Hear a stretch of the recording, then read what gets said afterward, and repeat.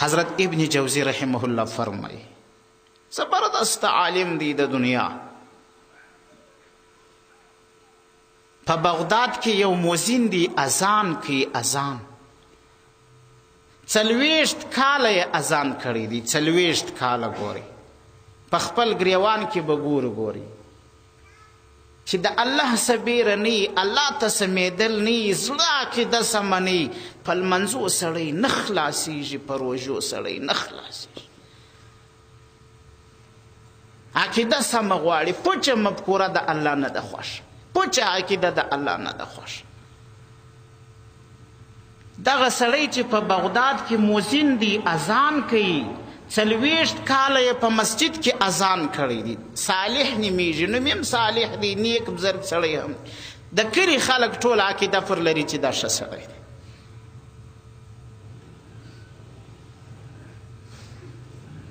دومره وخت یې اذان کړی دی، اخت مسجد کې بجلی نسته، سربیره پورته سو، چت ته وخاتی اذان کوي.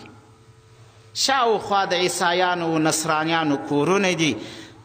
دی چې چت ته وختې، هلته یې سرای ته وکته، د بل سرای ته چې وکته، یوه نجلۍ پکې ګرځي، پر هغه باندې ناولی نظر ولګېدي. الله پاک دې موږ وساتي.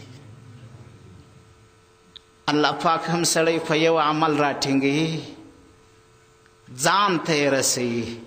سپین سری په یوه تاجدو باندې جنت ته بوت، او په کلونو کلونو عبادت به دې کړي، الله دې پسې اخلي. الله دې مې وساتي. خاتمه مستوره ده، انما الاعمال بالخواتم. پیغمبر علیه السلام وایي عمل نامې اعمال دا پر خواتمو باندې دي، چې پر چی شي دي خاتمه سوه پر هغه باندې وي. الله دې زموږ خاتمه غیبي پر ایمان کړي. د الله د ذات ډیر ممنون یو، ډیر مشکور یو، بل ذات په بالله کسته د الله د ذات څخه سوا د عبادت لایق بل څوک نشته. زموږ رب دی، زموږ مولا دی. الله تبارک وتعالی دې داسې نه کوي چې زموږ په زړو کې غلطه عقیده راواچي.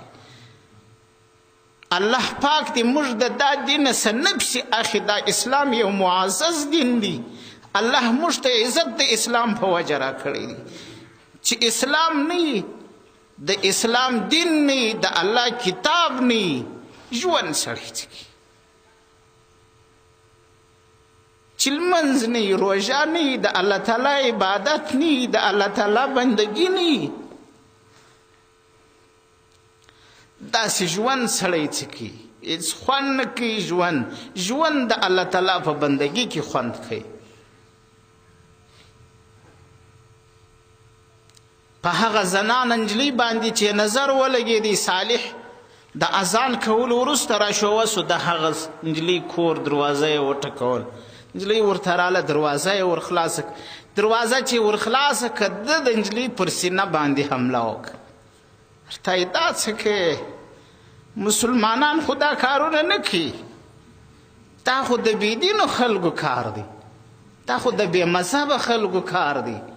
تاسو خو نیکان خلک یاست مسلمانان، تاسو څنګه د زنا اراده وکړه؟ الله اکبر. کافر به پیغور راکړي. ګوري الله دې مې وساتي. اشرګاه کې به راته وایي چې ولې تاسو خو د اسلام دعوه کول، تاسو ولې را روان کړي یاست لاس تړلې دوزخ ته؟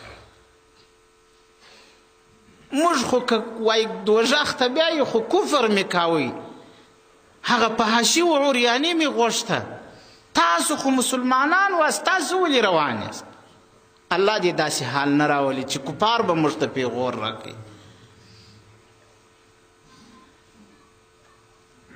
هغه ورته دا څه کوي؟ ورته وایي هغه لمبه چې زما په زړه کې بله سوې ده، په هغه باندې ته نه یې خبر، زما اراده دا ده.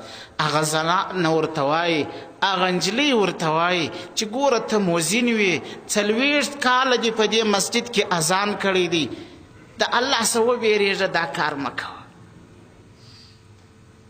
هغه ورته وایي نه، کوم یې خامخا. وایي نو بیا 3 شرطه لره. چې زنا ته تیار یې مسلمانه، بیا نو اول شرط دا دی چې عیسایي کېږي، به نصراني کېږي. د اسلام مبارک دین یې ورسره پرېښوی، نصراني. تا چې سړی د الله پاک ښایسته دین پرېږدي د کافر په بغل کې ودرېږي. الله اکبر. تا چې سړی د الله ښایسته دین پرېږدي د کافر همکاره سي. تا چې سړی د الله ښایسته دین پرېږدي کتاب پرېږدي یهودي او نصراني سي د یهودي نصراني ملګري سي. الله اکبر. الله دې داسې وخت نه راولي. د صرف خواهشاتو په خاطر باندې د صرف یو بیکاره زنا په خاطر باندې د الله مبارک دین پرېښوي. خو هغه چې اسلام پرېښوي هغه نجلۍ ورته وایي په دې هم کار نه کېږي. یو بر کار به هم کوي. هغه ورته وایي څنګه؟ وایي د خنزیر غوښه به خورې. وایي خنزیر غوښه کمه ده. وایي زه یې درته راوړم. خنزیر نجس العین دی، ټول یې مردار دي، هر څه. د هغه غوښه یې په وخوړه. ورته وایي دریم شرط دا دی چې شراب به څښې. شراب یې په وڅښو.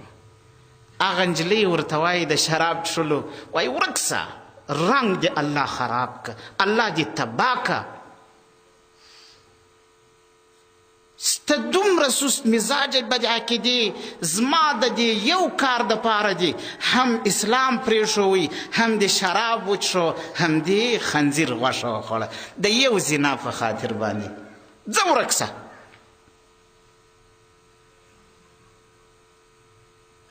زنا هم نه ورسره کوي. زنا هم نه ورسره کوي. دی د شرابو په نشه کې دی. زنانو نجلۍ ورته وایي زه خپلې کوټې ته ځم، سربیره چت ته وخېږه چې سهار زما پلار راځي بیا به سره ګورو. سهار چې مې پلار راسي بیا به سره ګورو. زنانې دروازه ورته وتړه، خپلې کوټې ته ننوت. دی سربیره چت ته وخاتی، نشه کې و، شراب یې څښلې وه، پر بام باندې چت دورې ولاړ سي دورې ولاړ سي.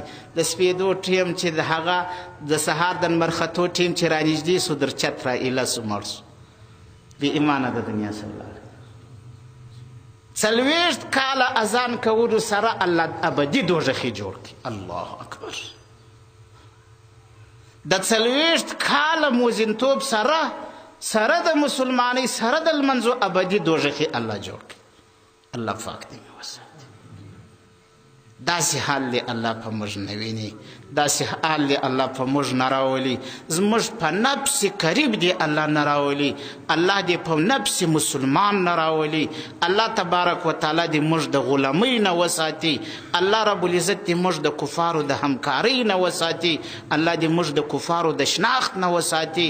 الله تبارک وتعالی دې موږ ته قدرت پر ګناه نه راکوي. الله دې مې په خپل حفظ و امان کې وساتي.